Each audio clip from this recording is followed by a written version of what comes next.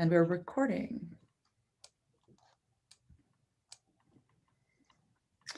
So good morning, everyone. My name is Laura Calandrella. I will be facilitating this session today, and we are so glad to have you.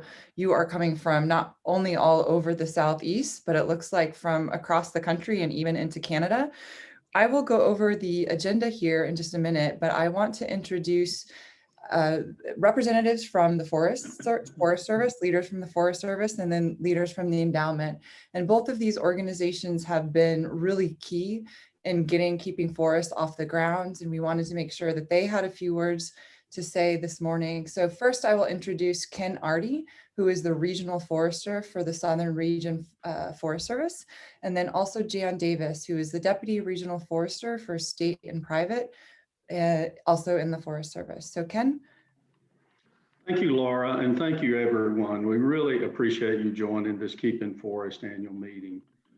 We appreciate you joining virtually, even though I know all of us would prefer to be together so we can connect, whether it's on the breaks in the meeting or in the evening or over a meal, as those relationships that are built almost informally at meetings like this are extremely important to the success of an initiative like this.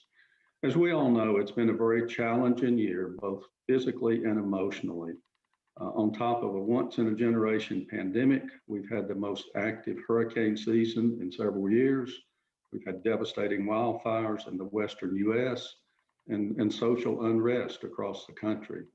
While everyone has been impacted to some degree, there are probably those at this meeting who have suffered loss or had to delay important life events. And our hope is that things will get better and that you'll all find comfort. COVID-19 has had a significant impact on the forestry community in the South. A few examples of the challenges that we face include the labor markets, the price of lumber, budgets for conservation and restoration work, and providing those critical services that forests provide, while at the same time social distancing and keeping one another safe. While most impacts are short-term, there may be long-term implications as a result of the pandemic. I think we've learned a lot in being able to still continue to do good work and do it virtually. The importance of forests to the people in the South has been highlighted in several ways. We've seen the demand for outdoor recreation skyrocket on national forest across the South as people look for ways to get outside.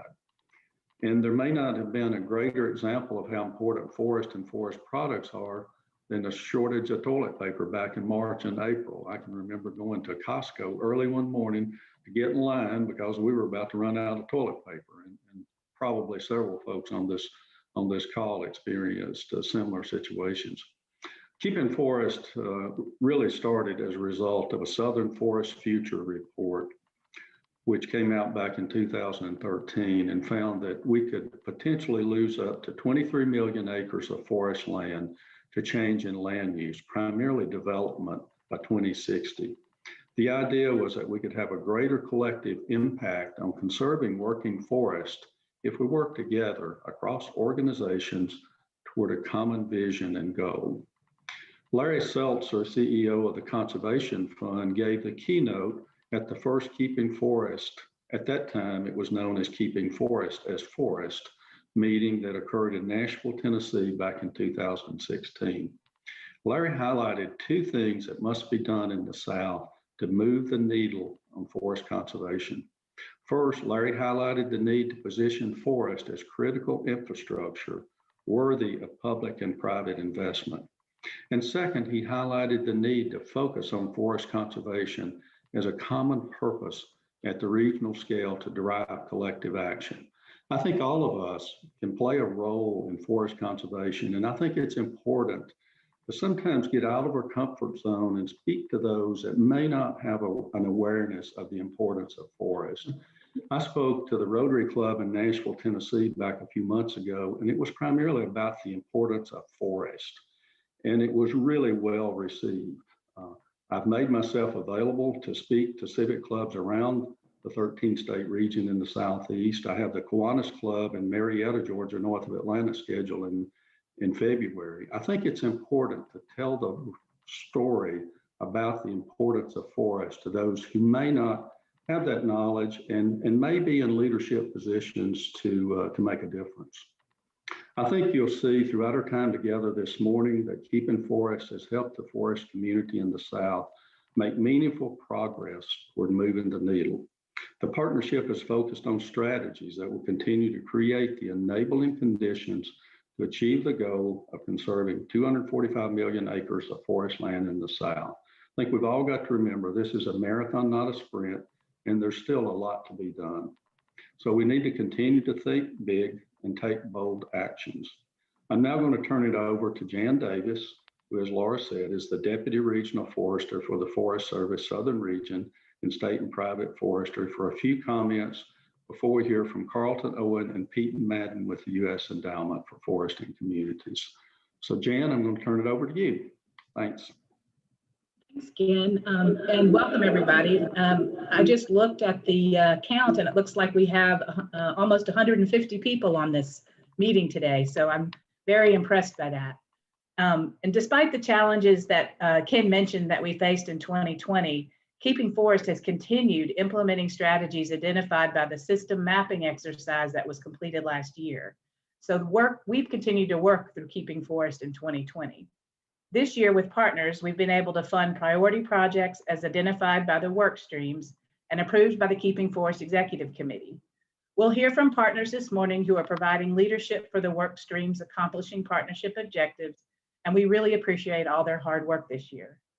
Keeping Forest continues to be a priority to the Forest Service in the South, and to be honest, it's a priority to me personally in my position. We'll continue to support the effort with funding and resources as long as our partners in conservation and restoration recognize the value in this regional initiative. Keeping Forest is one of the best examples across the country of a National Forest Service priority strategy that we call shared stewardship. This national strategy involves working with states and partners to share decision-making. We can accomplish more together than any other organization can on its own. I'd like to thank all of those who have contributed their valuable time and those who have provided funding to this effort over this past year. We really appreciate the guidance of the Executive Committee that includes key people and organizations from a variety of sectors within the forestry community and the workstream leads. We're looking forward to continuing our implementation of key strategies and developing shared measures for success in 2021. As always, we are open to any and all feedback. And as a reminder, the Forest Service is serving as a convener, but this is a partnership-driven effort. Thank you, everyone. And I look forward to our conversations today and for the next year. With that, I'll turn it back to you. Thank you. Thank you so much, Ken and Jan. And now we'll move to the endowment, who also has played a key role as a convener and also works collaboratively with partners in the public and private sector. And so Carlton is the current CEO of the endowment and has been pivotal in getting this effort off the ground. And I think, Carlton, you might say a little bit about your next steps. And Pete Madden is incoming as CEO very soon. So we're getting him wrapped in today and also introducing you to him as a new leader in this space. Carlton?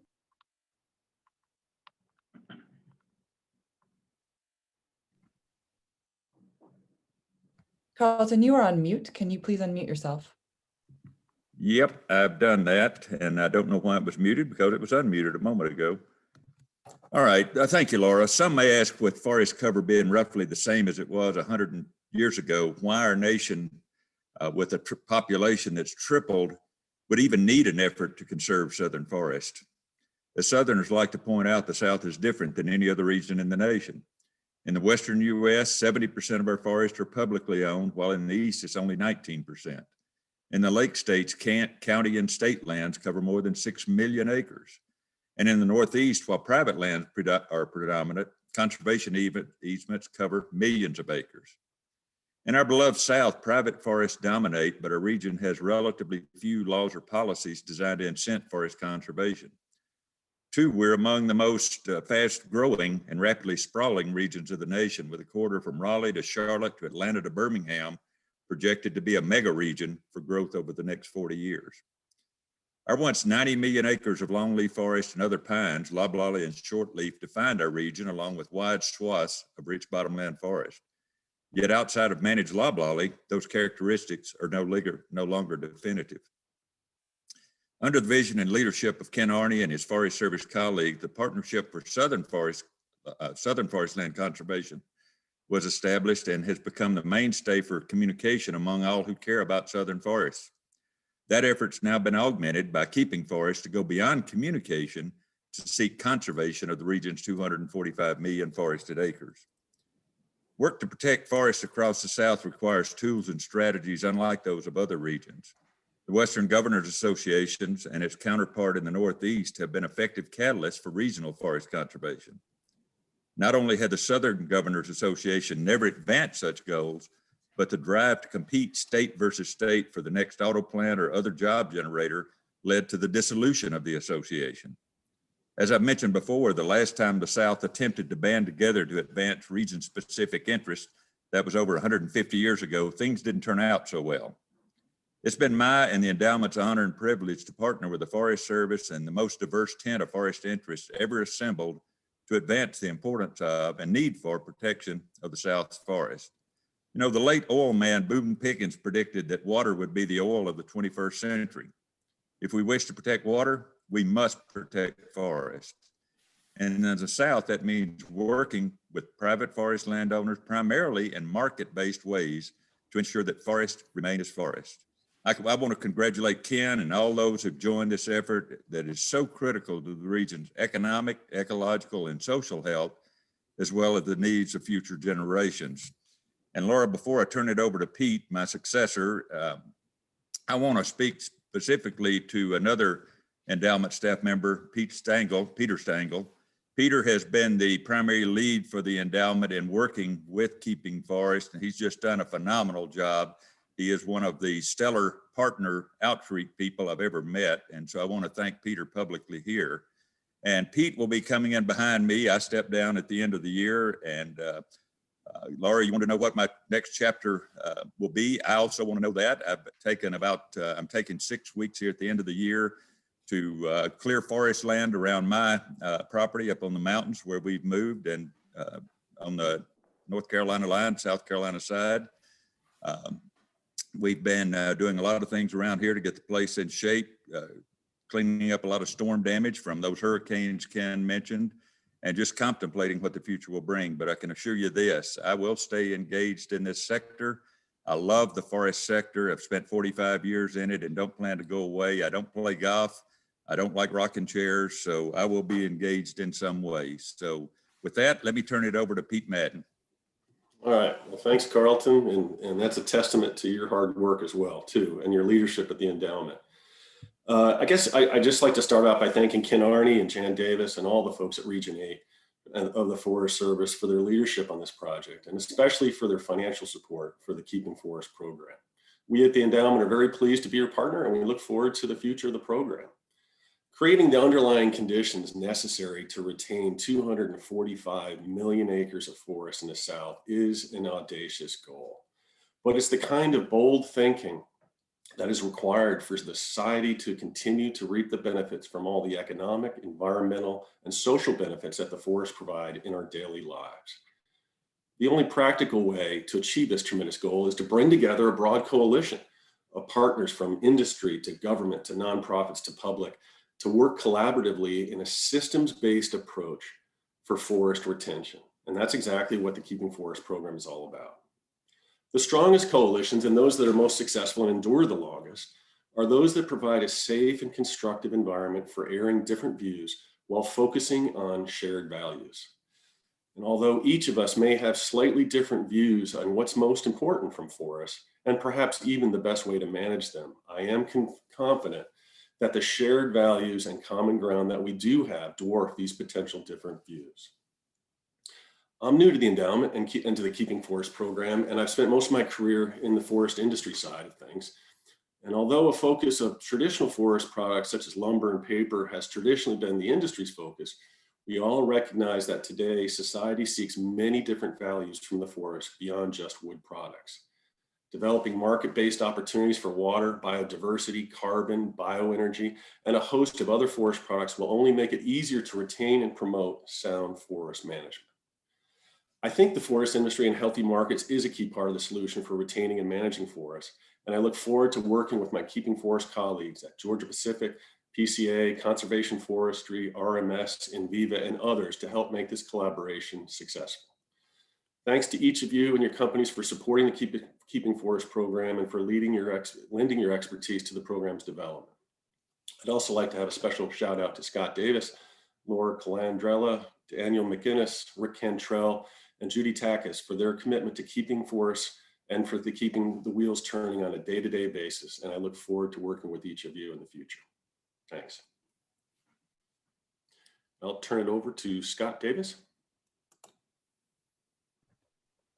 Actually, this is Laura. Let me pop I'm in sorry. really quickly before, yeah, no worries. Let me pop in really quickly before we get to Scott, and I will introduce Scott here in a minute. I just want to give you guys a quick overview of where we're going today, and also invite you to introduce yourself in the chat. You have been using that already liberally, and we encourage that. If you do introduce yourself, we'd love to know your name, your organization, and where you are. And we encourage that dialogue to keep going throughout the course of this agenda. So we will start today with Scott Davis, who's the Executive Director of Keeping Forests. And then we will move into the 2020 key strategy. So you'll hear from Wib Owen, John Mulcahy, and Kellen Garrison, who I'll introduce a little bit later, to talk about the accomplishments, lessons learned, and next steps for each of our strategies. Then we'll open it up to participant questions and answers. We're going to have just a short time period for that. So we encourage you to ask the questions as we go along. If we can't get to them, we're going to be looking at them to see if there's something that we can follow up on afterwards. And then we'll talk to you a little bit about how you can continue to engage in keeping forests moving forward. So with that, I will turn it over to Scott Davis to give you an overview of Keeping Forests, where we've been this year and where we're going. Thanks, Laura. Thanks, everybody. I too want to thank everybody for joining today. So close to Christmas, taking the time to come and learn a little bit about keeping forests. This, many of you sitting in the audience today know all about us. A lot of you are participating almost on a day-to-day basis, but there's an awful lot of you out there that don't know much about keeping forests. And for that reason, we wanted to spend 10 or 15 minutes and just kind of go over what this is all about. And as Laura said, sort of where we've been and where we're headed. And it's really, there's two things going on here, at least for me. One is to help explain what this organization is and what it does. The other, frankly, is to kind of push this approach. Keeping forest at its heart, stripped away, is a systems level approach to forest conservation in the South that has adopted a collaborative impact approach to collaboration. Now there's two things in what I just said that I'm going to come back to and explain a little bit, and that is, you've heard several people use the phrase systems approach. We're going to spend some time on that for sure, and sort of this collective impact idea. But before we get into that, we'll start at the beginning. Keeping Forest, our project area, if you will, 13 southern states, Carlton and others mentioned 245 million acres of forest out there, much of which in the South, as you all know, is privately owned. And of that privately owned property, much of it is owned by individuals and families. This is, in many respects, the wood basket of the world. This is probably one of the most productive, sustainably managed fiber producing regions on the planet. But the fiber that comes out of the South isn't important just as Pete and others have said, isn't important just for the toilet paper, although obviously that's been critical lately. It's important for its contributions to local communities and economies. It's important, as Ken indicated, for its contribution to recreational activities. This also, that Tennessee, Alabama, Georgia intersection is probably Well, not probably. It is a global hotspot for aquatic biodiversity. So these same forests, there's a lot of reasons to think about why we want to protect, sustain the working forests of the South. But here's the problem. The Southern Forest Futures Project was a modeling effort conducted by the Forest Service that credibly predicted we could lose as much as 23 million acres of these forests in the next 30 or 40 years. And it's the usual culprits. It's sprawl, it's ag conversion, it is disease and pestilence exacerbated by climate change. And so in response to that, the Forest Service and the endowment took a step back and said, we need to think about this at scale. And I actually want to thank the Forest Service and the endowment both right now, sort of for that decision. Because keeping forest represents a conservation effort at a scale that most of us don't think about very often. And we'll get into a little more of that. But they took a step back and said, we need to think about how do you conserve 745 million acres? Next one. Laura. Next one. Let's just You keep should see going. it. Okay. So in 2016, I think, as Ken mentioned, the Forest Service and the endowment convened a pretty broad group of people to begin thinking about scale, 245 million acres. How do you do that? How do you sort of wrap your head around that and develop strategy at that level? And what became clear, and Ken has mentioned this, is that in order to get to those kinds of scales, we were going to have to think about partnering in different ways. And all of us have sort of, I think, lived in different pieces of this graphic, right? If you spend any time in a nonprofit, you've seen what that far left side of it can do. You wind up competing for resources to do the same thing. I think a lot of us coordinate. We try to coordinate. We try not to trip over each other on occasion. We can leverage money against each other. Someone can find some match for a grant. Lets us move forward. But to get to 245 million acres, frankly, we have to think about this differently. And we have to begin to integrate in ways and work across institutional and even cultural boundaries in ways that we've not done before. Because what Ken was talking about in terms of the way people see forest is actually a paradigm shift. Thinking about forest as critical infrastructure is a paradigm shift in the South and in this country. And in order to get there, collectively, we're going to have to come together, develop strategy, and move that strategy forward in a seamless way. Next slide.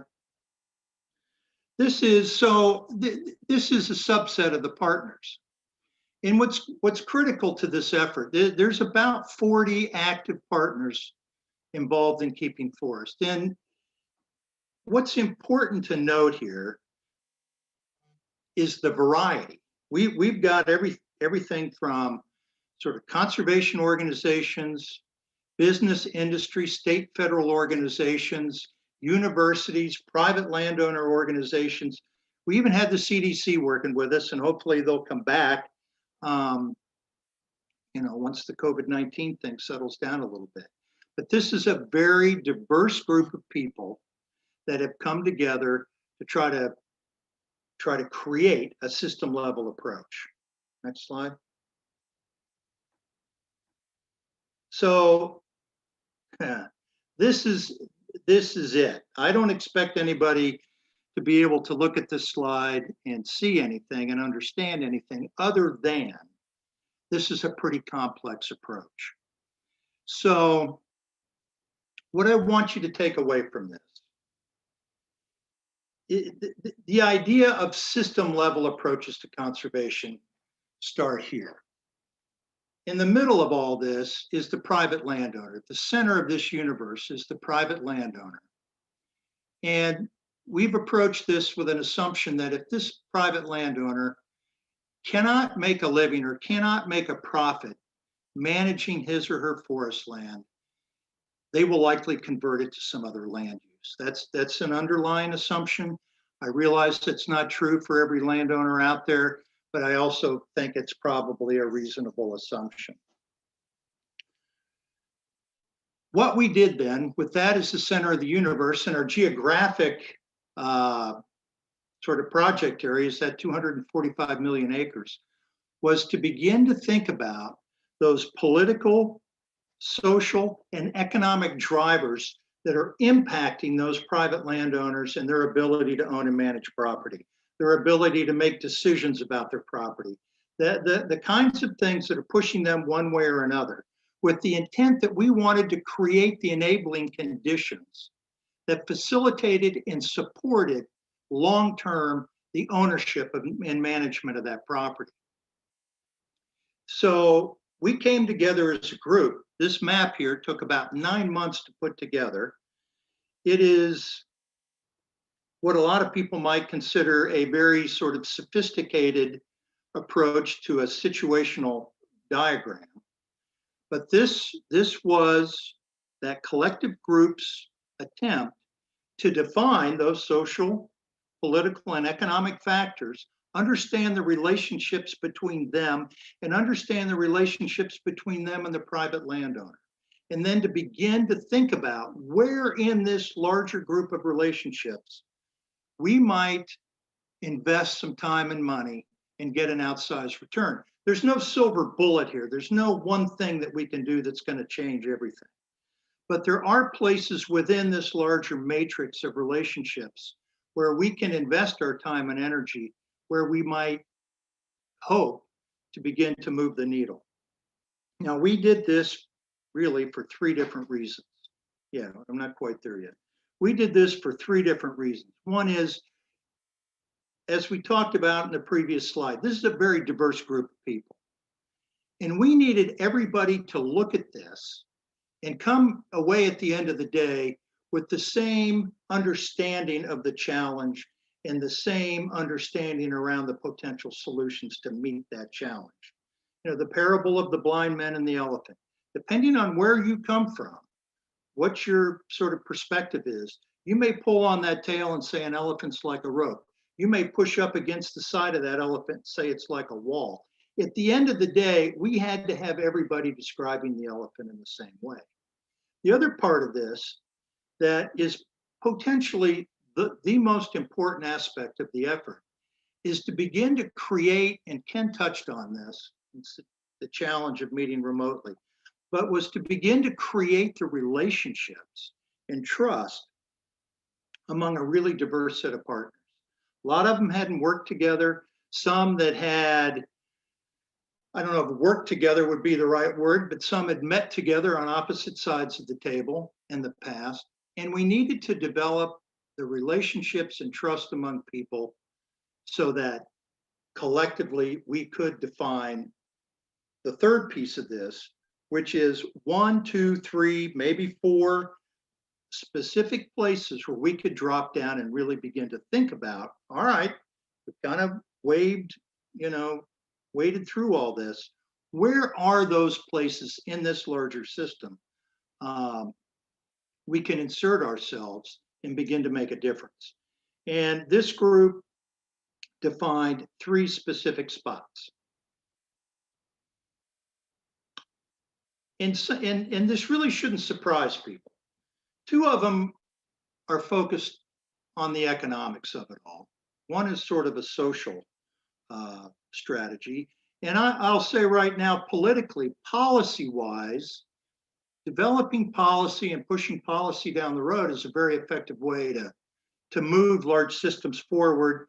This group, and I think appropriately, said, let's leave the politics over on the side for the moment. We might come back to that later, but let's focus on these other 3 approaches and see where that takes us first. Number 1, the promotion of traditional forest products, healthy forest product markets. I think we all understand how this works, produce healthy forests. If we can facilitate, support, promote healthy forest products, markets, landowners can make a living. They'll continue to own and manage their land in a sustainable and appropriate way. The other market though, and this was touched on in the opening, are for things ecosystem service related kinds of markets. It's water, it's carbon sequestration, it's flood mitigation, it's all kinds of other things that functional forest ecosystems provide us as a society that we essentially take for granted. And the sense here is if we could begin to develop markets around some of those sorts of things, that would be good for landowners, that would be good for forests. We decided to focus on the forest water connection. There's a lot of work being done out there on carbon. We didn't really see a need to insert ourselves there, but in the South especially, I think the forest water connection made a lot of sense. This third strategic area, generating a critical mass of support, is kind of the social piece of this. And I mentioned the need to sort of create some paradigm shifts. This was also labeled in some of our earlier work is the identification and cultivation of champions, of forest champions, of people that understood what we were trying to do, that understand the things that Carlton and Ken and Pete and Peter Stengel and others understand, and developing the toolboxes and messaging they need to sort of carry some of this work forward. The Keeping Forest goal is a 40 or 50-year goal. This is, you know, as Ken said earlier, this is going to take some time. This is not sort of a short-term project-related effort. This is a commitment by all of us, and it's going to take some time. And in order to succeed, we're going to have to identify and equip, I think, those forest champions moving forward. Next slide. So very quickly, just sort of to summarize and capture some of this, let's talk about sort of, let me stop here just for a second. This has been a really interesting learning experience. There are not a lot of initiatives out there right now that are attempting to approach conservation or any other really significant social, political, or economic challenge at these scales. This has been a bit of an exploration for all of us, and I think we're learning an awful lot, and that's what I'm going to hope to capture right here. Next one. Sort of where we've been. The systems mapping approach to this was really, really important in my view, and was an incredible help in getting us all aligned around a common vision and aligned around the common solutions and sort of moving forward. The challenge here is thinking at the scale of 245 million acres and staying there and staying at that scale. I mean, there's a reason that a lot of us, you know, find some pleasure in cutting the front yard or painting a wall, and that's because there's a beginning and there's an end. And you can kind of look up and go, oh, look, I painted half the wall. This is not that kind of thing.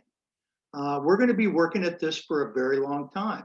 There's a lot going on in this larger system that we cannot control. And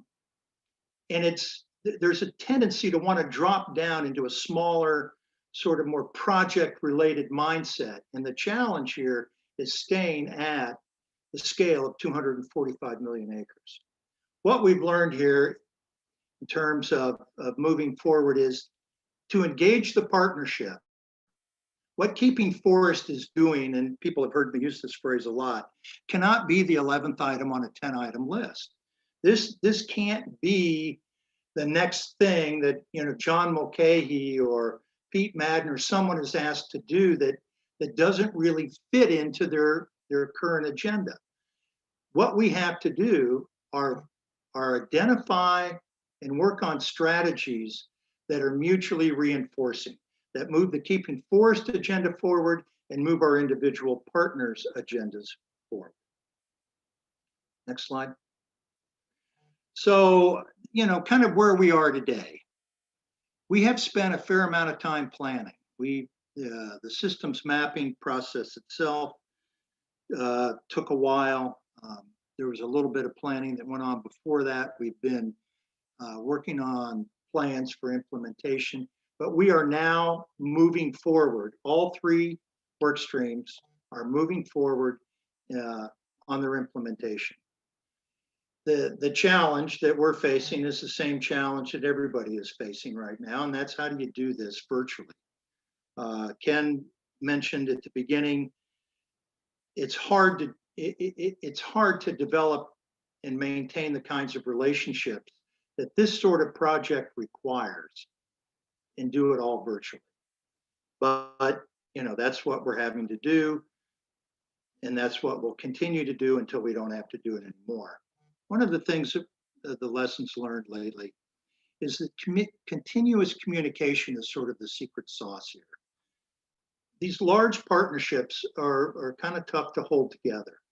And continuous communication, taking that input, kneading it into the ongoing work, constantly sort of reaching out, seeing where everybody is absolutely critical to holding all this together, as is the momentum. Once you get sort of a large partnership like this moving forward, keeping it moving is just essential to your long-term success. Next one. So this is where we're headed. We're at a very interesting inflection point, I think. An enormous amount of work has gone into getting us where we are today. We're stepping off into the implementation. We're doing it in a world that is, as Ken said, is racked with a pandemic and social unrest and hurricanes and fires and everything else. But we're there. We're moving forward. We've identified some, I think, important strategies, and we're beginning to implement them. We need to broaden the partnership moving forward. If you're not growing, you're dying. And we need more partners that are interested in engaging in sort of conservation thinking and implementation at this scale. We have to continue to align, act, and adjust. And this is language that we have taken essentially from the folks that helped us with the system mapping. And in the system mapping process, you align, you get everybody looking at things the same way. You develop a suite of strategies, you act on those strategies, you drop back, you see what worked, what didn't work, and you make the necessary adjustments. Our biggest challenge is maintaining the engagement from a diverse group of partners. I've said this before too, for every gimme, there's a gotcha. And the gimme here is a large group of diverse collaborators can do more than any of us can do individually. None of us can get to the scale of 245 million acres working independently. It's not ever going to happen. The only way that we can get there is if collectively we begin to develop some momentum around strategy. But it's really hard. It's a hard thing to do. And once again, that tendency to drop down into a smaller sort of scale is because you can control it. It's something that is easier to manage. Maintaining the engagement from a really diverse group of partners over time is hard. And I think that will be something that we're going to need to pay a lot of attention to moving forward. Next slide. I'm done. Well, I probably ran over. That is the Keeping Forest model. That's our approach. I think it's an interesting and exciting way to think about conservation.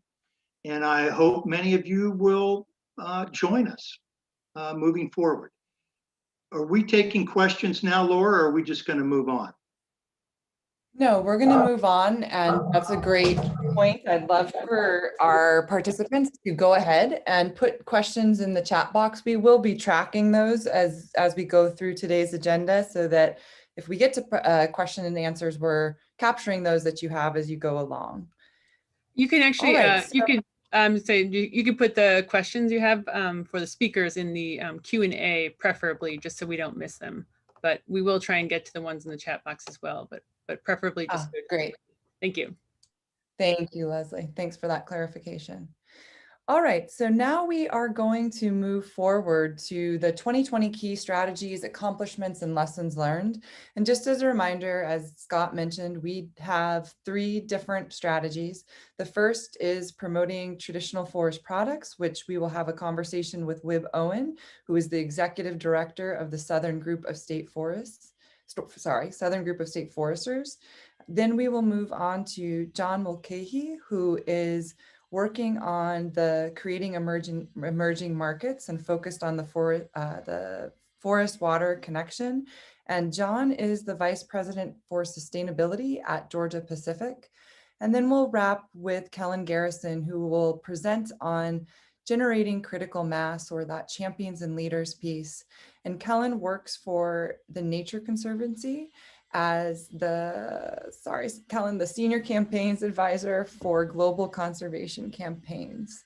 So let's go ahead and start with Wib. And these are your presenters for today. Oops. Go ahead. Can we spotlight Wib now, please?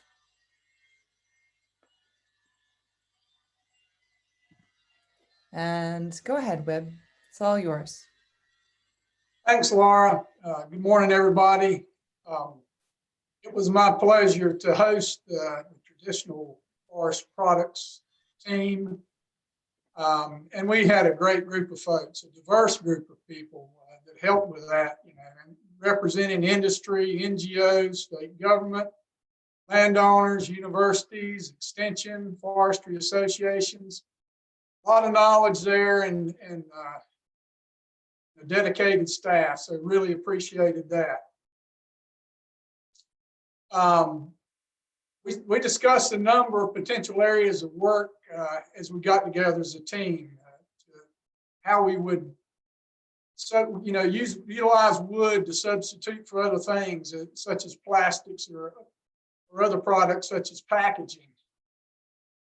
But in the end, we decided that increasing markets for timber would probably be the best way to go. And we knew that, the housing market is the greatest driver of timber use. We also reasoned that we didn't really have a good mechanism to influence that market. So we thought of other ways. So we decided to promote the use of mass timber. Specifically, we decided to promote commercial construction with mass timber in the public sector.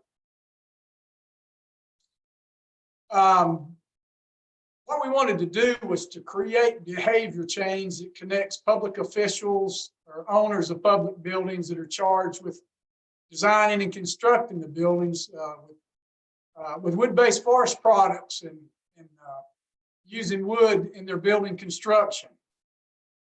So the vision for this work stream is that wood-based building construction can support the sustainability of southern forests while enhancing our rural economies. The latest wood product technologies such as cross-laminated timber can be used in place of conventional products such as steel and concrete, and in new and retrofitted public buildings. So public officials can exhibit leadership in this area and help drive change throughout the construction industry. What we're trying to do here is working to build relationships between state forestry agencies in the state and their public building owners in those same states. Specifically, we work with the Southern Group of State Foresters Services Utilization and Marketing Committee to start building those relationships. The state engineer's office, with state county building code officials, with state associations of school administrators, with state school board associations, with city and county government managers, state municipal associations. So all of these things were important, and that's one of the things we'll continue to try to do down the road is build these relationships and show the importance of building with wood for our landowners out there. Our original plan was to conduct 4 workshops with this target audience, and we originally had that set up for New Orleans, Raleigh, Atlanta, and Nashville, but then we ran into the COVID. And so we had to switch gears, and I think, you know, probably right now, lessons we've learned are, I think we've learned a lot. First of all, to do our workshops, we secured funding from the Forest Service. We appreciate the USD Forest Service Forest Products Lab for helping with that. We were able to get the New Orleans workshop completed in early March, just as the COVID was emerging on a large scale. It did affect our attendance some, but it was still a successful workshop. And one of the things we realized that we found out that the speaker interaction at the workshop was really important. The mass timber industry and market is so relatively new in the US that architects, builders, and officials are still seeking a lot of knowledge, and they're actually learning from each other. So the dialogue between those was really great at that workshop. Like I said, we had to cancel Atlanta, Nashville, and Raleigh, but we also we did reschedule the Nashville workshop for this May, but we'll see if we can make that happen or not. That's still up in the air. We did hold our first virtual workshop this last week, and we had great participation. We had 97 professionals in the Zoom meeting at the start of the day, and at the end, there were still 70 there, and a lot of good questions and answers at the end of the day. And what we're going to do is work with the Southern Regional Extension Forestry in the coming days to evaluate the attendees and learn about what their thoughts were and how we can improve these webinars in the futures. Our speakers included Scott Davis, who gave an overview of what we've been doing in keeping forest. We also had architects, we had global real estate specialists from firms who's really using a lot of mass timber in their buildings. We had the director of the Clemson Wood Utilization and Design Institute and the Southeast Regional Director of the Wood Products Council, and also a mass timber construction specialist. So a lot of good speakers, and it was a really great webinar. We look to do more of those in the future. We're also planning to develop 2 new podcasts promoting mass timber construction and push these out to our target audience. That'll be coming in the future. And I can say that to make these things happen, the partner involvement has been critical to our success. The Southern Group Sum Committee members were helped compile a list of contact for our target audience to get them to sign on to these webinars and also to attend the face-to-face meeting in New Orleans. And the Southern Region Extension Forestry has allowed us to tag on to a forestry economic summit they were having in New Orleans so we can make that first workshop happen. And of course, they're also managing all of our virtual workshops for us. As far as our 2021 strategy, I think what we want to do is complete the mission for 2020. Like I said, we're going to try to still have a face-to-face workshop in Nashville. Not sure we can make that happen in May, but we'll see what we can do. And based on what we do with our virtual workshop, we'll see about replicating that in 21. We're excited about the podcast. We're going to title those Building Sustainably with Wood and Why Forest Markets Are Essential for Maintaining Forest. And we're going to need to network these things. We're going to promote recordings from our December workshop of last week and to the same target audience. So that's going to be important to keep pushing that message out. similar to how we'll push out the podcast. And finally, hooking in with federal government, made connections through Clemson University with the Department of Defense to create a partnership there and promote the same kind of thing with the Department of Defense on their military bases, promoting mass timber design and construction there. So we're going to add that to our probe and start moving that effort along. So how can you get involved and help us? First of all, join us. We can always use more help and new ideas. So join the traditional market strategy team and help us along. Participate in workshops, get your folks involved, invite others. We want to build momentum and we want to get more folks to come to these workshops. Market the workshops in your network. We need to broaden our reach, particularly in the public building sector. So work within your agencies or states to identify and invite public building officials. As we evaluate and potentially expand on the workshops, we still need more funding to make it happen. So if you're able to fund or help us fund a workshop, then let us know. And finally, and most importantly, promote use of wood from sustainable forests and all the work that you do. We need everyone to understand the great benefits received from sustainable forest and the importance of strong forest markets in maintaining forests. So thanks for joining us today and look forward to any questions later on.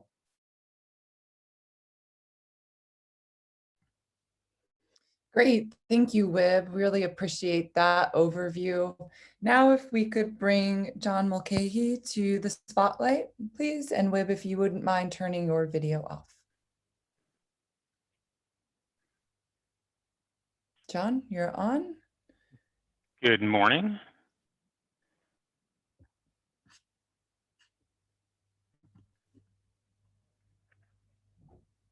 I see a poll across the screen. Yes, everyone can go ahead and answer that poll as part of your presentation. And John, if you want to shift your camera a little bit, we're missing part of your chin. Okay, yeah, I can't see my image for some reason. Perfect, good. Okay, good. Well, There you go. thank you, Leslie and Laura, and good morning, everyone. I've got the opportunity here today to represent the emerging markets team. You should be able to see on the screen the 13 professionals who represent manufacturing, government, and civil society that have participated for the past year. You can go to the Keeping Forest website and see the bios for the different folks who participated. We started the year with an evaluation of the host of ecosystem services that forests provide. We looked at regulating services, provisioning services, supporting, and cultural services. And one of the things we found is that mature markets exist for certain services, including timber and hunting access. There are other services that forests provide, such as carbon sequestration and water, that forests provide without a robust mechanism for landowner compensation. So this team has really been focused on exploring ways to develop these payments, starting with water.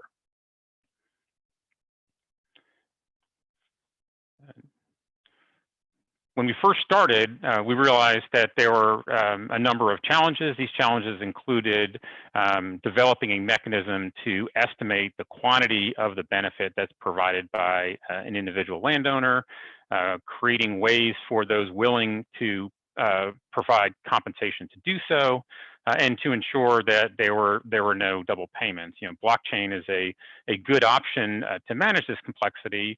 However, we quickly determined that we should not get bogged down by the tool itself and focus first on being able to demonstrate the impact that well-managed forests have on water quality and quantity, and generating awareness with those who may be willing to invest in these activities.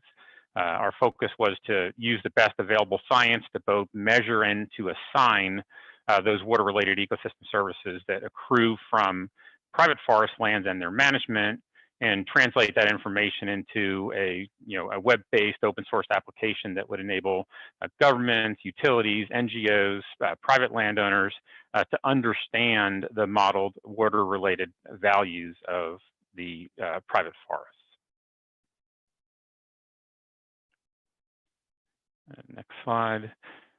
Through leveraging the existing studies and commissioning additional research, we work to compile the evidence that sustainable forest management would increase the value of water-related ecosystem services at the landscape level and at the parcel level.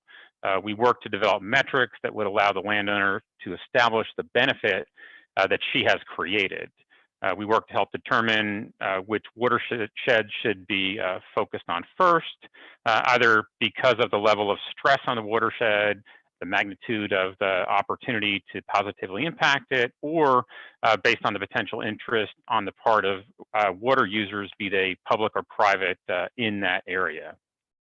Concurrently, we want to get the message out to the various stakeholders in the water markets, be they water utilities, large consumers of water such as pulp and paper manufacturers or breweries, as well as the landowner and the conservation communities. And decided that the software mechanism to pull this together is something that has yet to be developed and that we'll work on in the future.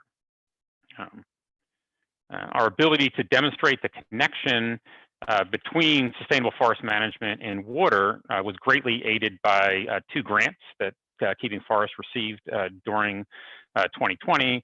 First, we received a landscape scale restoration grant from the U.S. Forest Service and an additional grant from the U.S. Endowment for Forestry and Communities.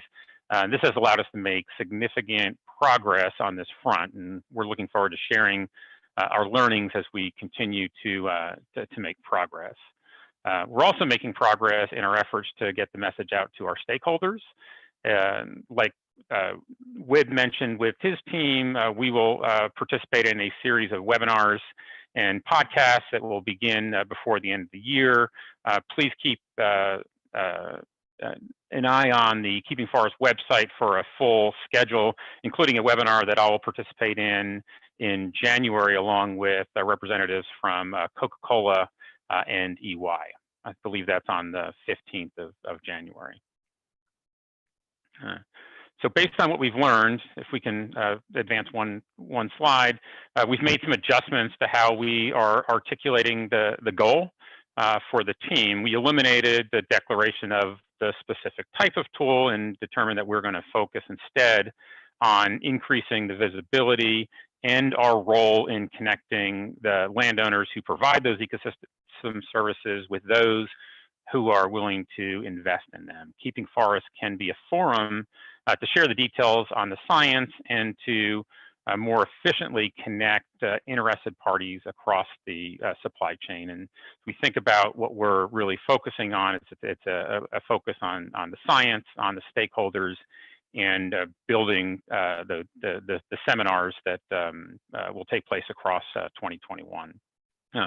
Once these mechanisms are in place, they can be used to help support a broader list of ecosystem services. These can include carbon sequestration, flood control, nutrient cycling, some of the things that Scott had mentioned during his introduction earlier this morning.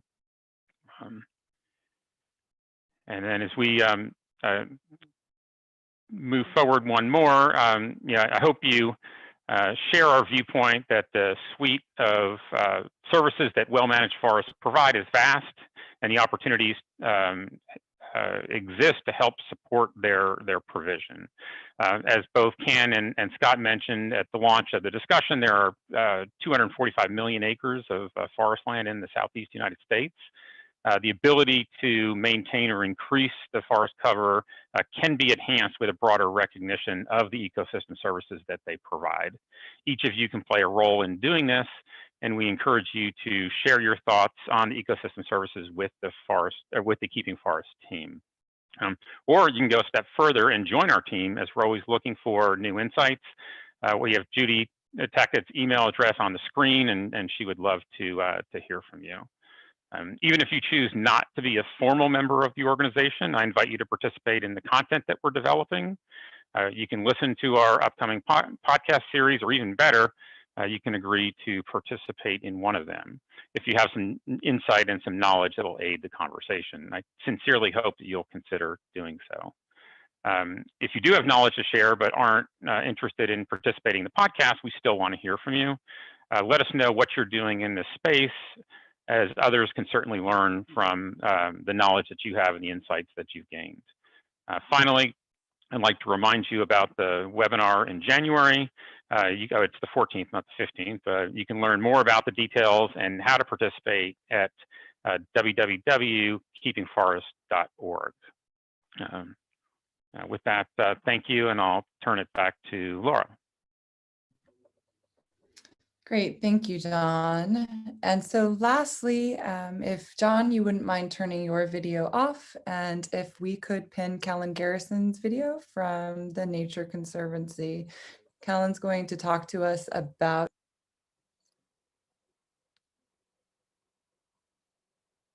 Oh, can you guys hear me? Because I can't hear Laura. We can hear you, Kellen. You're coming in clear. Okay, cool. All right.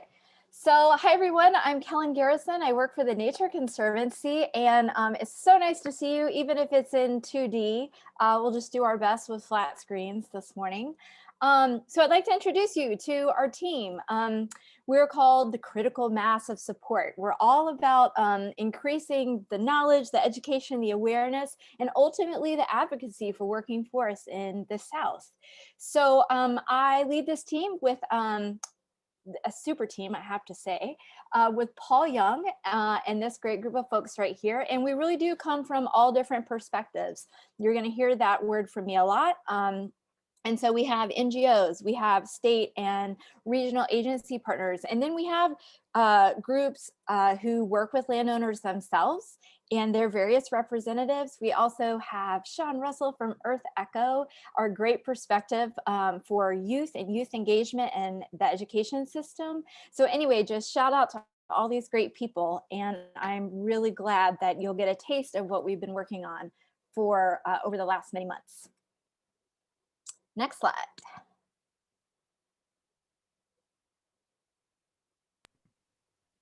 Can you see it, Yeah. Kellen? Yeah, I can. Maybe there's just a Okay. delay. So let me know if you have any trouble hearing from me.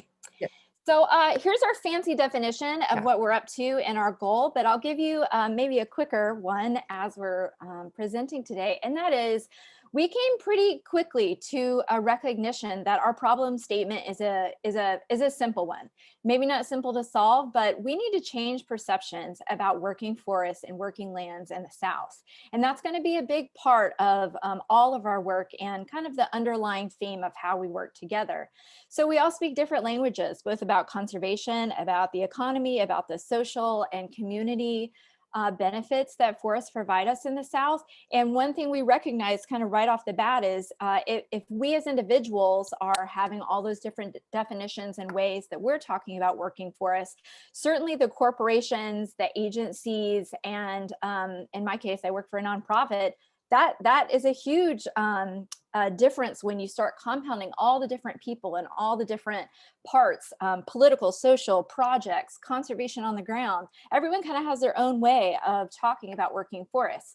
So we really spent a lot of our time this year creating some foundational research that would not only guide how we're talking about this and thus lead to more effective communication, engagement, and education, but also how we can support the other two groups you've already heard from today. So when we're talking about traditional forest markets and we're talking about emerging markets, we wanted the work that we did to support them. So that, again, we're not just kind of shouting from the rooftops different messages, but we can act a little bit more cohesively. I'll put a point real quick to say that I think that it's really important to also recognize that each organization, each agency, each corporate partner that we have as part of Keeping Forests, they're still doing their good work. We still have people working in Washington on policy. We still have people working in the states with, like, for example, their economic developer, or maybe even their state legislators. And so nothing that we're doing is in conflict with that, but we wanted to really drill down into how Southerners are thinking about the forest in their backyard, how leaders are going to be swayed by new, different incentives for thinking about the value of forests. And then ultimately, so we can move the perception of the public at large to understand how important this is to the various facets of our quality of life. So here was our strategy that you'll see on your screen that we did over the last year. And it really broke down into 3 major areas. First, we did work on a baseline. We did what's called a meta-analysis of all the research that's been done on what people think about forests, what working forests mean to them. Do they even know what that means? And look at all the various studies that industry, corporate, private interests, certainly NGOs like the Nature Conservancy and many of our partners have done, and then compile that together to see, like, okay, what have we learned thus far? And I'm just gonna be real with you. We had a lot of information from other forested regions in the country, but there was not a whole lot of Southern specific research. So we dove right in. We hired a public opinion professional to help us. And our first thing that we did was, you'll see in August, we did some focus groups. We did focus groups covering all of the states within the Keeping Forests map. And we had a dialogue with them. Granted, it was a dialogue online, but it was still really robust. And this was asking them a series of qualitative questions. So actually a back and forth, like, what do you think about forests? What role do forests play in your life? Do you know any foresters? Does your family own forests themselves? How do they manage them? Et cetera, et cetera. And then that created a dialogue, not just with us who wanted to get some of this information in a qualitative way, but then with the Southern residents, with each other. And that was fascinating and gave us quite a lot of insight into where they feel like there are challenges, where they feel like there are opportunities for forests, and then kind of going from that small scale, like the forest in their backyard, all the way up to the big scale of what they would like to see for forest protection, restoration, harvesting, and the economics of the forest industry all the way through. So we packaged that together into a nice report, and then we decided, okay, so that was some good qualitative data, but that can still be anecdotal, right? We really want to test this and see which of these lessons are going to give us the most information from which to work on, both as Keeping Forests as a coalition, but then to all of our individual entities that we work for. So in September, we did a broad scale poll. We polled people in the entire Keeping Forests region, and we actually asked them to quantify some of this. So this is the quantitative side of our research, to test, when given these certain terms, which one resonates with you? Which one are you more likely to act upon? Which one is like distasteful to you? That's just as important to know, right? So we did a broad survey of people specifically in the South, asking them for their comments. So next slide, please. And we're gonna do that to you all right now. So even if you weren't able to participate in our research earlier this year, here's a poll. We'll keep it up for a minute. Please put your answers in, and this will be a little forest trivia.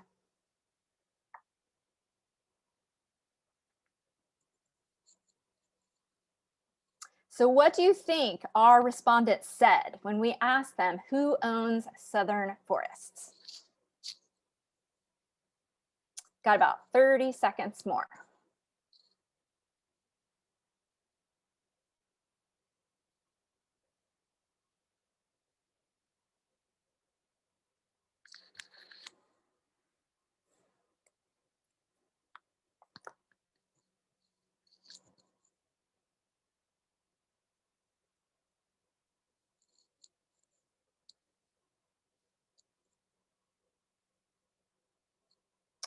All right. So hopefully you can see the results of the poll, and you can always slide that little window over so that you can at the same time see the slide on your screen. So it looks like you all guessed 47% owned by government entities of some kind, 25% individuals and family landowners, and then private companies or corporations, 28%. All right, so you can see the results of what other people said too. And like, no shocker, because you've already heard the statistics several times today from my colleagues, but actually 86% of our southern forests are owned by private family owners. So that's really important, right? This is a huge gap or misconception between who we think owns forests and who's actually owning forests. And it'll come into play in a couple more slides, but that private family owned piece is really important when we talk about ownership, management, and all the different benefits that southern forests provide. Okay, so we have another question. Next slide. And another piece of trivia for you in a poll.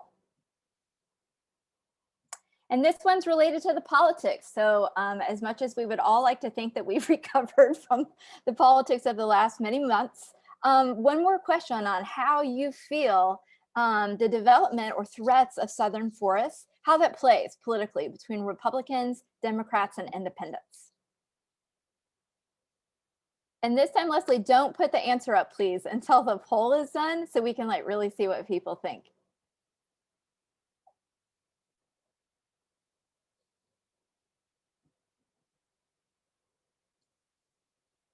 Okay, I have like half a minute more to answer.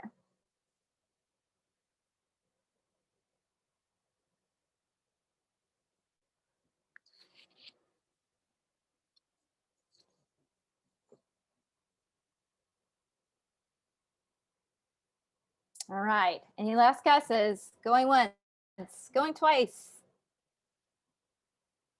All right, once again, here are your answers. And here is actual data from our survey that shows all voters are 93% concerned about the threats to forests. Republicans, 93%. Independents, 95%. Democrats, 92%. So like, wow, this is something that people are both aware of. It is nonpartisan. And to me, this is also a reflection of, and we have this based on quite a few other questions and data we received too. This is a reflection of how important forests are. It doesn't matter what party affiliation you belong to. It doesn't matter if you're progressive or conservative, and however you might ascribe yourself. And really that gives us quite a lot of information moving forward with confidence, I would say, for how we need to structure how we talk about forests. Thanks for participating in the poll. Next slide, please. Okay, so this is lessons learned for 2020. This is actually directly stemming from all that research I just described, the meta-analysis, the focus groups, and the survey. And we have quite a few lessons learned. I was told to cull all our lessons learned, but we're gonna have, as a preview, we're gonna have a webinar in January. And if you wanna learn more about all this research, we're actually gonna have the consultant that we used, who is phenomenal and well-known nationally, that helped us with this research. And not only can you learn more about it, but you can have a Q&A interaction with her. So stay tuned for that information. I think Laura's gonna give you more information after my little talk here. Here's some things that we learned. Do talk about the fact that forests are owned by family landowners, people like you and me, people like your neighbors, people that you see at the grocery store. They're the ones actually in charge of and under all the many threats that forests face right now. Talk about southern forests and the development of the South. This shouldn't be a shocker to anybody here, certainly Southerners here, but I know we have a lot of others attending from other parts of the country. But we're seeing the degradation of forests, we're seeing the lack of access to forests, and we're ultimately seeing a decrease in forests. So we're gonna also talk about benefits of forests: air, water, wildlife, recreation, hunting and fishing, the fact that they're economic drivers for many of these family landowners. That's a big part of both the job creation, the job retention, and the future for economic development in some of these southern states. Next slide. Here's just a couple more. No shocker on this first one. It's important to read the room when you talk about climate change. You know, I haven't even mentioned that yet one time in this slide deck, and that's because there are so many various challenges and opportunities when it comes to forests. And so if you know that you're in a room with, you know, maybe people who aren't as game to talk about climate change, or maybe it's too politically sensitive, we know that there are other things that we can connect to people on when it comes to southern forests, and especially working forests. Also, the second one I thought was really important, and the data on these questions related to the life cycle of forests was new to me. It was astounding and came as a surprise. This idea that we have to talk about the whole life cycle. We have to talk about planting, reforestation, better management, and really the time, money, and expertise that goes into managing a solid, healthy forest. That it's not just the harvesting, right? So that was a big lesson learned for us. As we talk about working forests, we really need to talk about that whole life cycle. Lastly, I'd like to call this my funny hats question, because I try to ask it in just about every survey I do, regardless of issue area or geographic region. When it comes to messengers for forests, people who wear funny hats are generally your best communicators. They're trusted. They're seen as credible. This is your community helpers, firefighters, wildlife experts, your state agency folks. I'm not saying you all wear funny hats, but you get the idea is that me as an advocate working for an NGO, probably not the most effective communicator. But if we can have peer groups talking to peer groups, that's really important to actually start moving the needle on changing perspectives, which again is our overall goal and how we want to support keeping forests and how we want to get to that 245 million acres. Next slide. So what are we going to do with all this information? Research is great, but it's almost like planning. If you just plan, and you never move on from planning, that'll just be your whole life. So we want to socialize all this information. We want to package it up. And by the way, none of this is going to be proprietary. We want to share it with the individual members and representatives within Keeping Forests to take back to their own working groups. A lot of this research we've already put on the keepingforest.org website so that you can use it. And again, take what works for you. If you are working with a specific audience or a specific group, if there are things in this that can help you talk about working forests in the South, we want you to use it. So we will be socializing this, and we'll also really have a targeted effort in the next year to especially work with nonprofit organizations, state and regional agencies, and then also our university systems, especially our land grant colleges, to have them start using some of this information, both with students, but in their projects and their research papers, things like that, because they're doing such good work to elevate both the challenges and the new opportunities of protecting southern forests. And at the same time, if we're all talking in different languages, we know we're not going to be as efficient and effective. And then a last thing that I would say is we're always trying to look at metrics and measurements. The reason we do research is to have a baseline, and so that over time we can continue to adjust and check ourselves, like, is this working? Do we need to go back and dig in a little deeper here? Or perhaps there's even going to be a smaller scale, meaning not just our region, but certain micro regions within the South that are have new ideas that are really effective, and we need to start internalizing that as well. So next slide. What does this mean for you? Here's the webinar that I was mentioning, and I really hope that you can join us, especially if you're interested in both this research and communication and how to be more effective at it. I would also say that in the post survey that Laura or whomever sends you later, I really hope you'll fill it out, because there are always going to be new opinions, new ideas, and new perspectives that we want to incorporate. So please get in touch with us, both with those ideas and opinions, but also if you have a niche within your own work, or you've done research, even if it's on a much smaller scale into some of these issues, that is something that we can absolutely use going forward, especially as we move to an education and socialization phase of what we're talking about. So I just want to say thank you. We have a great team. We work really well together and have a lot of fun. And as we're doing this work, we really want to support you, the other members of Keeping Forests, and make sure that all of this is available in real time. So thanks. Thank you so much, Kellen. And I'm actually going to ask you to keep your video on because we are going to bring Kellen, John, Wib, Scott back up to front and center. So if I just said your name, please turn your video on. And we're going to move into participant questions and answers. And I'm going to ask Rick Cantrell, who is the team, he's Keeping Forest team support for traditional forest products, to moderate that. He has been keeping track of your questions and has a good handle on where we're at with that. And Rick, I think you had a point of clarification before we dove in. I sure do, Laura. Thank you. Just a comment that came in that we wanted to address. When we talk about private forest landowners, that does include industry and families. So families own about 60% of that 86% that was mentioned. Industry, the other 25% or so. Because we do have privately owned forests like TMOs and REITs, and those were included in that number. Just wanted to make that point of clarification moving forward.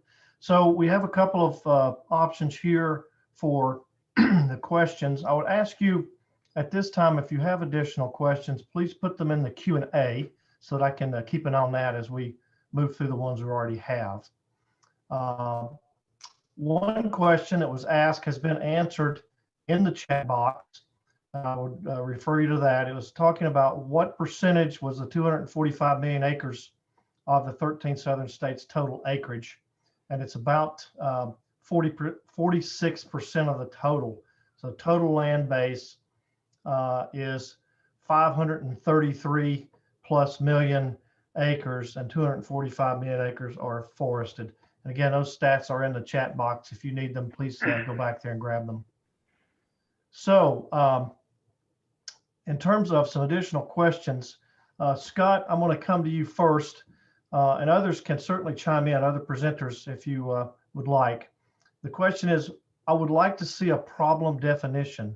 Why is it a problem to lose 245 million acres of forest? Why is it a problem to lose 245 million acres of forests? Correct. Well,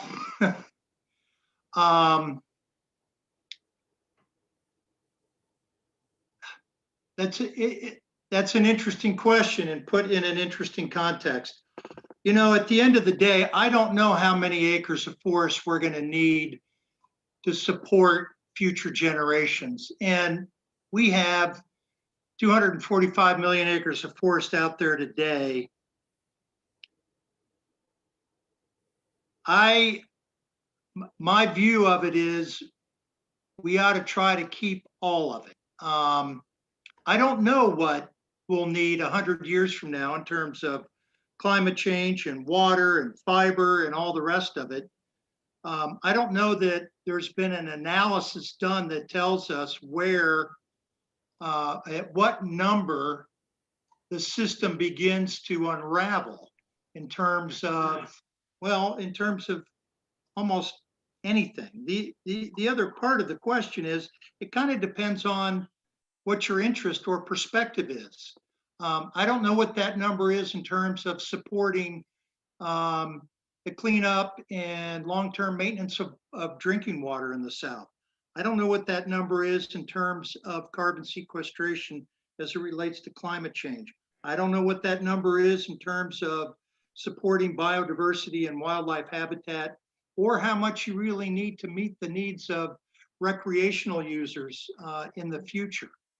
And given that I don't know what those thresholds are in terms of loss, my sense is we need to keep it all. Okay, Scott, a follow-up point came in on that one while you were answering. And the point was that a problem statement can help convince a person with a 5th grade education that we need to prevent the loss of forested development. So it's more from that perspective. I think you answered the question very well. So, well, there are lots of problem statements tucked into all of our literature. Each of the work streams has a problem statement. but yeah, okay, I understand better now. Thank you. Rick, John, if I did you could have add, something? yeah, I just want to add a couple of comments. And I think if you look at it from a market standpoint, is that land typically moves to its highest and best use. And if you look at the land in the Southeast and the fact that a significant majority of it is privately owned, those landowners have choices with what to do with it. And so one of the things that we're trying to do with keeping forests is to ensure that it is profitable to maintain those forest lands. Family foresters own their land for a variety of reasons. There's heritage, but amongst that is the economic benefits that it provides for its family. And I think one of the things that we're trying to do is to unlock the ability to profit from some of those services so that it becomes more attractive for them to keep forests, and so that they will choose to keep it as forest rather than an alternative use. And I think that's one of the things we're trying to do with this group. Okay, thank you, John. So Scott, this question also came in during your presentation, but I would invite others to respond as well. It's a bit of a long question, so bear with me. What are the specific action items for the different levels of engagement? For example, landowners. Number 1, keep what you have. Number 2, improve what you have. Number 3, expand your holdings. The next level up from landowners, then the next, etc. I'm not sure I really understand the question. Let's see, there's additional reference came in here. A follow-up is, how are those action items linked or reinforced by the actions of the next higher level of engagement? So I think, Scott, the question is, what are we specifically looking for landowners to do? And then above the landowners in terms of the industry, government agencies, et cetera, what are the specific action items that we are looking for in keeping forests in order to keep these forests as forests? That's the way I understand it. Well, boy, that's a really big question.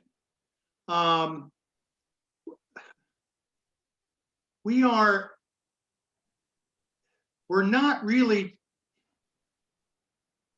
going back to John's answer to the previous question, we're not really trying to direct landowners to do specific things. What we're trying to do with keeping forests is to create the enabling conditions that makes it easier for them to own and manage their land profitably. In other words, we're trying to create a suite of economic, political, and social circumstances that support the ownership and management of forest, as opposed to its conversion to some other land use. Mm-hmm. So our keeping forest is sort of operating at a scale that isn't directed to specific landowners. Specific landowners are going to do what they're going to do, but what we'd like to do are create those situations and circumstances that enable and facilitate their long-term ownership and management of their property. That sort of makes sense?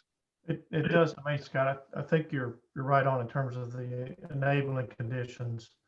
And I think there's a piece of education as well. And I talked a little bit in my presentation about the LSR grant that we got in addition to some additional funds that we've got from the endowment.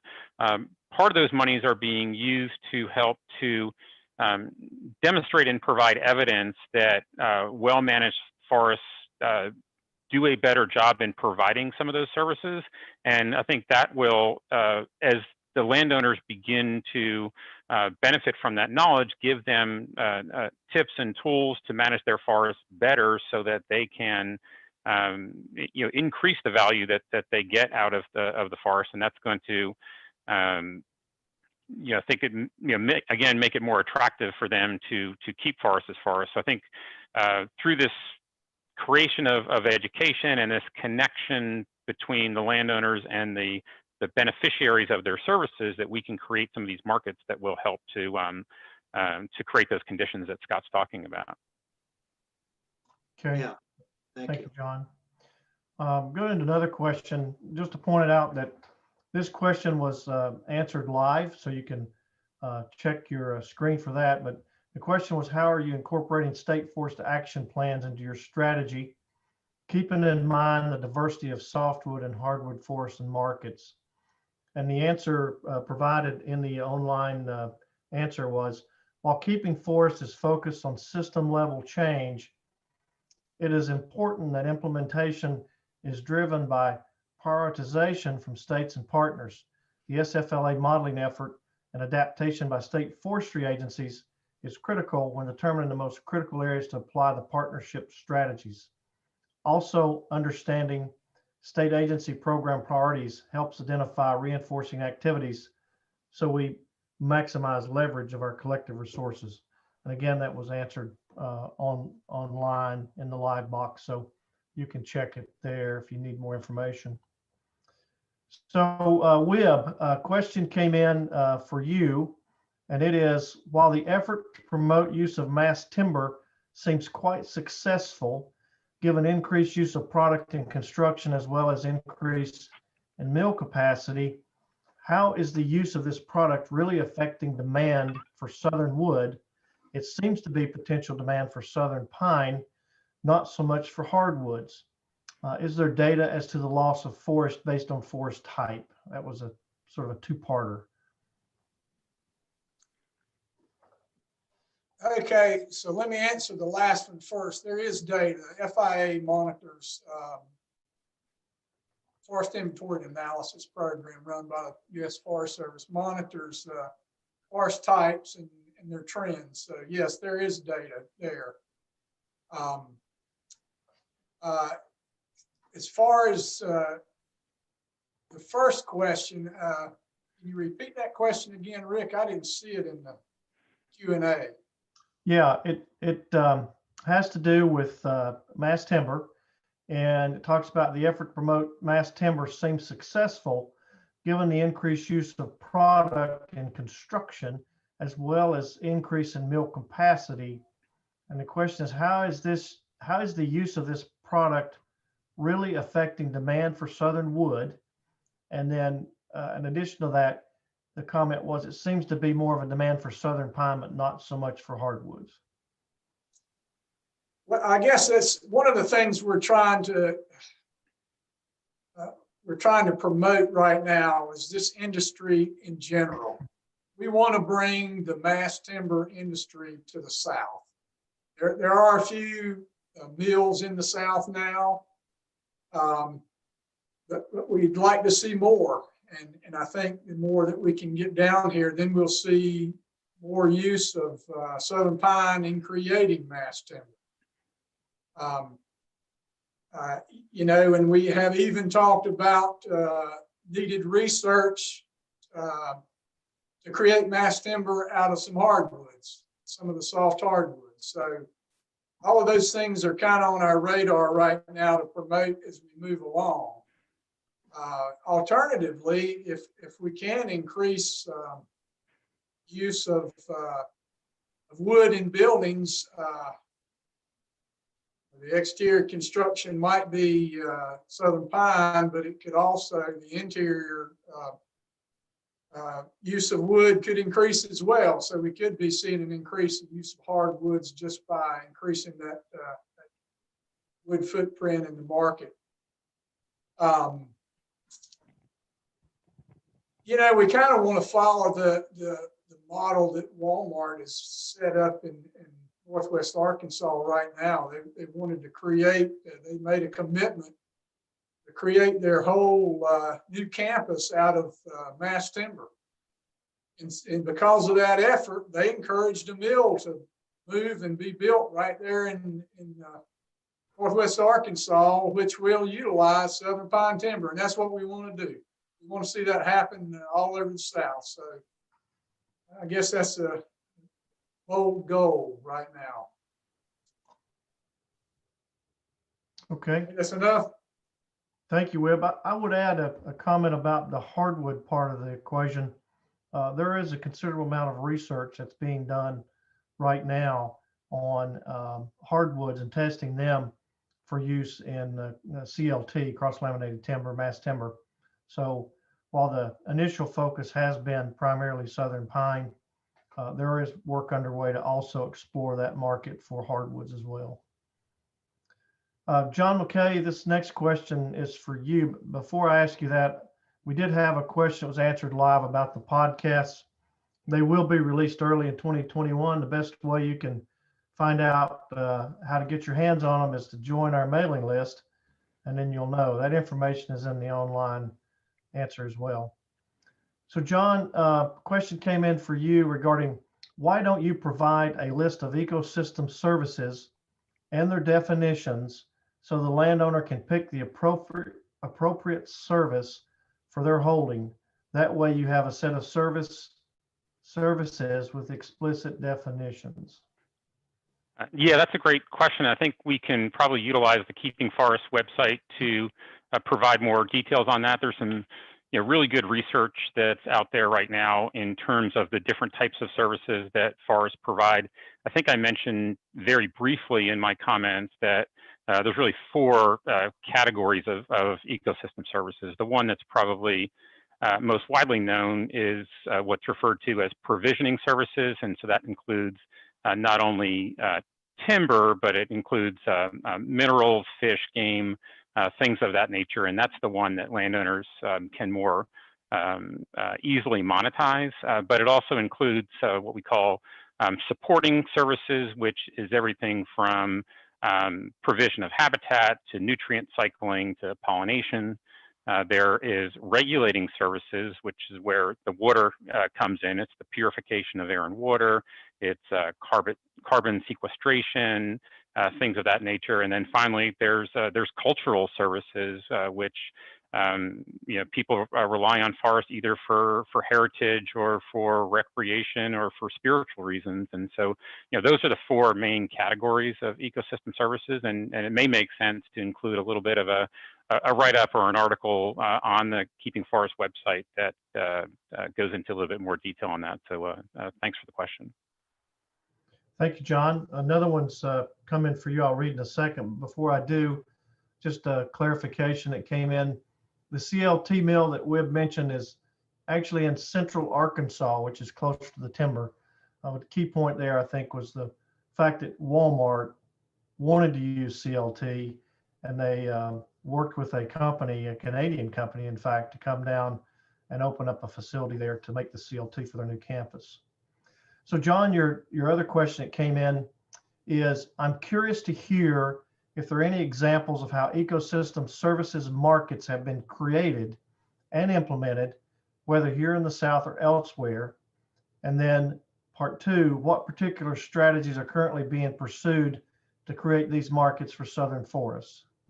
Yeah, and probably the closest thing we have to an example at this point in time would be carbon markets. And so, I think you've got organizations like, I know American Forest is doing some work in this area, but how do you calculate the carbon that is being sequestered into a forest? And then how do you participate in markets that allow those landowners to monetize the benefits that they're providing? So we're seeing some of that being developed in the carbon area. I think what we're trying to do through Keeping Forests in generating water markets is really one to be able to demonstrate that better forest management practices leads to better outcomes relative to water, and then work with the people who rely upon water in those watersheds. They realize the importance of water for their long-term viability, whether they are providing water to a municipality as a utility or they are producing products that they sell. If they understand the relationship between well-managed forests and their ability to compete long-term, that we can begin to develop some of those markets. And so, you know, similar to what I said when I answered the previous question, is those markets are mature and robust when it comes to the provisioning services, things like minerals and things like timber. They're more nascent when it comes to the other services, and we're really trying to figure out how to address that. And carbon is probably the one that has made the most progress so far. Okay, thank you, John. Kellen and Scott, I think the next question might be one for you two to answer. The question is, since much of the fate of forest land relative to development is controlled by local government planning, land classification, zoning, etc., what are the specific strategies to engage with local government planning officials? I'll take a first stab. Scott, is that Okay. okay? I saw Yeah. you gearing up. So the first thing I would definitely mention is I happen to be married to one of those local planning and zoning people. So I have a special insight into their social science. But really, you know, what is a huge driving factor are these benefits. And we talked about this a lot in our research, talking about the benefits of the forest beyond just the tree. And we love trees, all of us here on this webinar, but talking about those community, societal, quality of life, economic, supply chain, all these things that go into creating a robust, not just tax structure that helps the local municipality and certainly the state, but also like drives people to want to live there, make their businesses there, be part of that community. And so what we found is that that wasn't just anecdotally what we were thinking, but that is actually what's resonating with citizens. And those citizens, again, regardless of party, are willing to take that and they want more. So one of the questions that we asked wasn't just like, do you care about the threats of forests? It was like how it was about action. Like, are you more willing to reach out to government officials, to talk to your neighbors? Do you feel like this is something you're willing to take the next step on, even if it's a baby step? And the answer to that was resoundingly yes. And that's because they saw the many threats to southern forests as so high on their list of priorities for just general well-being. So while that doesn't specifically get at local government officials, I would just say that the research that we have and that we'll now be creating kind of talking points, for lack of a better term, talking points by which that we can use the same language that we know resonates with local government. And we know now we need to talk about those benefits. We need to talk about what that means. The social science part of my brain is taking a next step into what kind of economic research, like return on investment, like talking about what the job opportunities are. There's a lot of this discussion now, certainly at the national level, but I would say absolutely, where do all those jobs hit? Locally. Where do the regulations hit? Locally. Where do the incentives hit? Locally.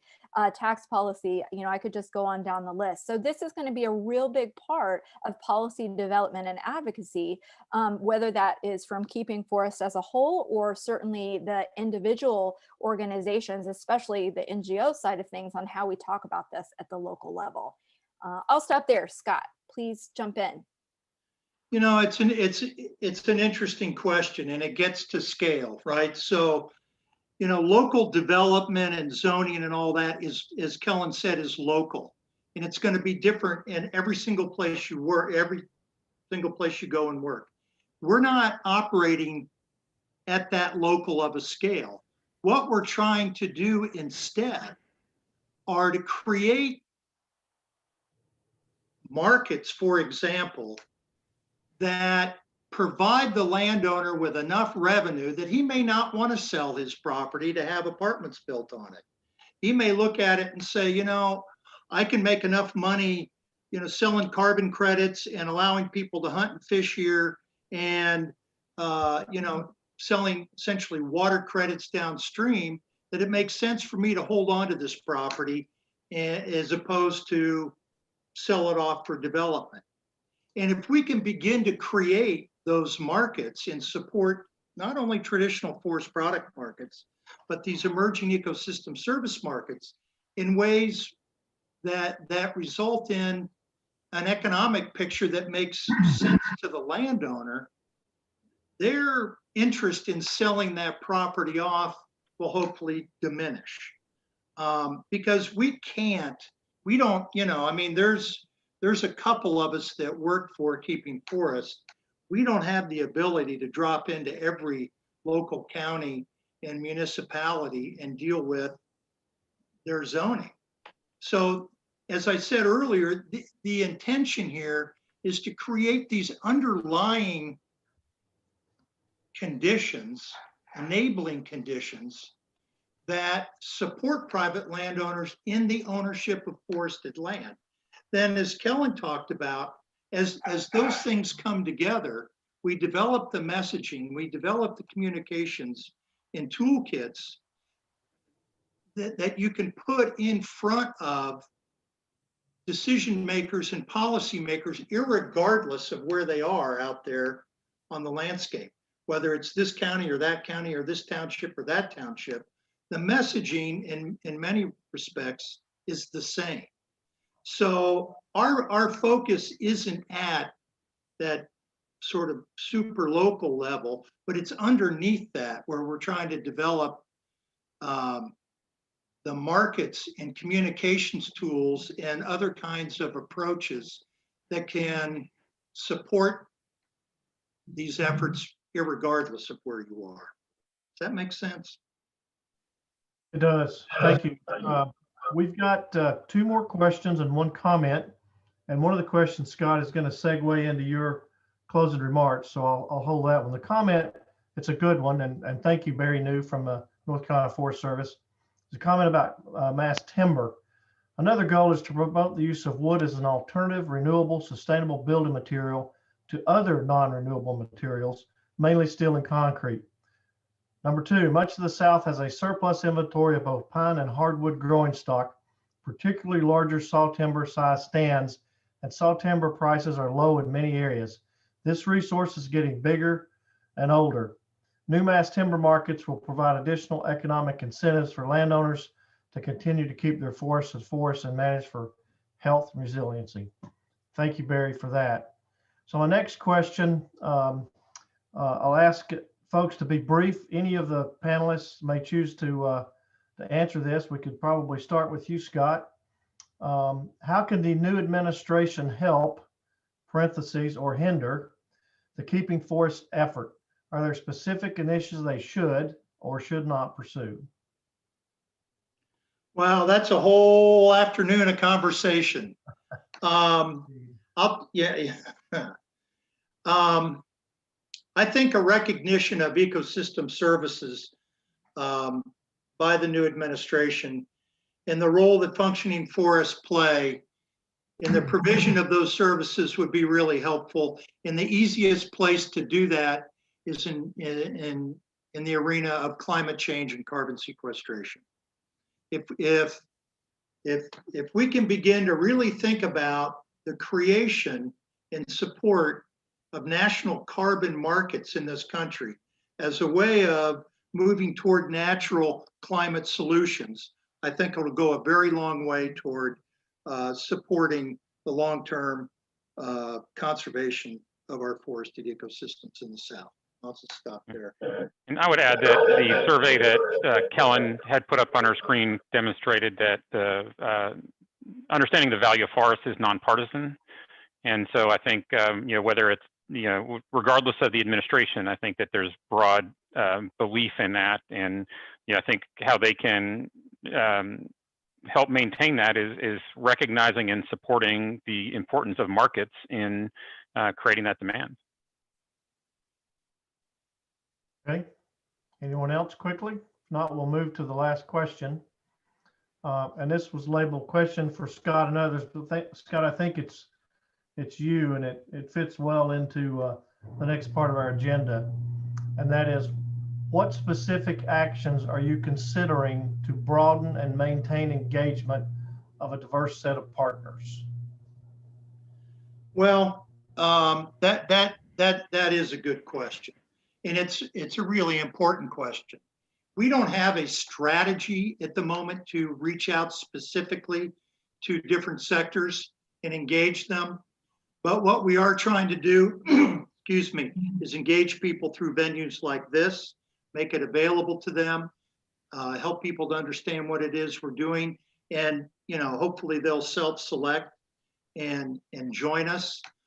The other approach that we're taking is, as the work streams evolve and their strategic approaches evolve, and new sort of what we refer to as probes, which are sort of strategic directions, I guess, if you will, evolve. We'd like to reach out to new partners that might have an interest in those areas specifically to help us think through them, to help us develop the approach and implement it. So it's kind of an ongoing process. It's a little bit evolutionary as we move forward. And as we kind of move into our second year of implementation, it is something that we're thinking about more and more.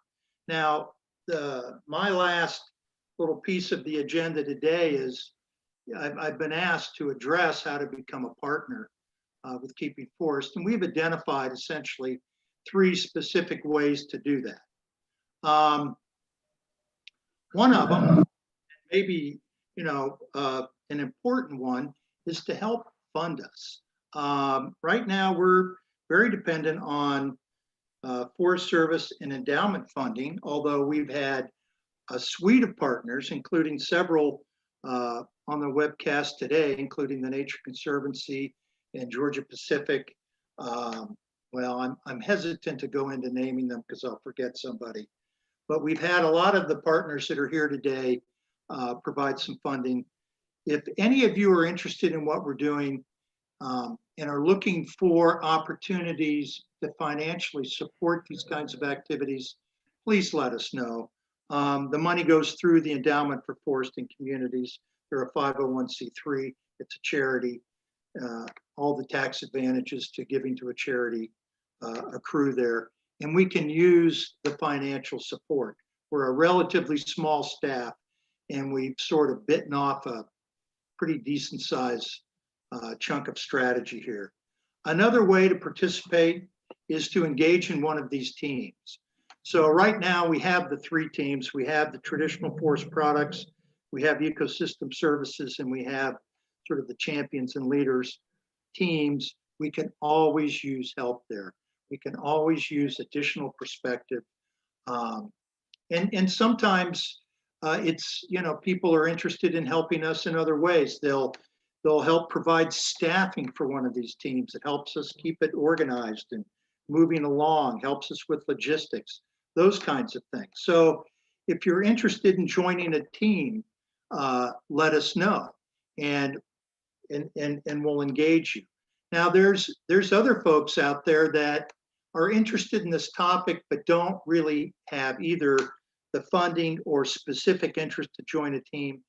To those folks, I'd say, sign up for the newsletter, get engaged that way so that we know you're out there and you know what we're doing. And as our strategic approaches evolve and grow, and you may see something, you may look up one day and go, that's pretty interesting. I'd like to engage specifically there, and you'll have the opportunity to reach out and engage. So those are the 3 main approaches right now: funding, participating, and I think we're calling it community engagement, just sort of paying attention to what we're doing. Any of these 3 teams could use your help and would love to have you. So I'll stop there.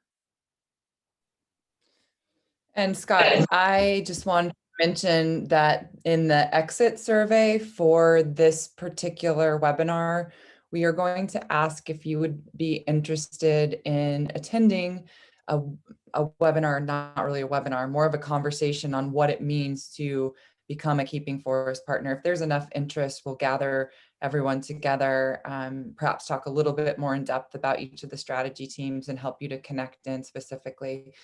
So just be on the lookout for that. I would also say that these are your Keeping Forest staff leads. So if you want to go ahead and that you want to participate, every single one of the strategy teams wants to broaden representation. We all know how important that is. And the broader that we get in the different sectors and perspectives, the better we're able to deliver on the goal and the vision. So these are the three staff that you can reach out to. We will also be sending this presentation out to you all so that if you can't capture this quickly, you'll have it.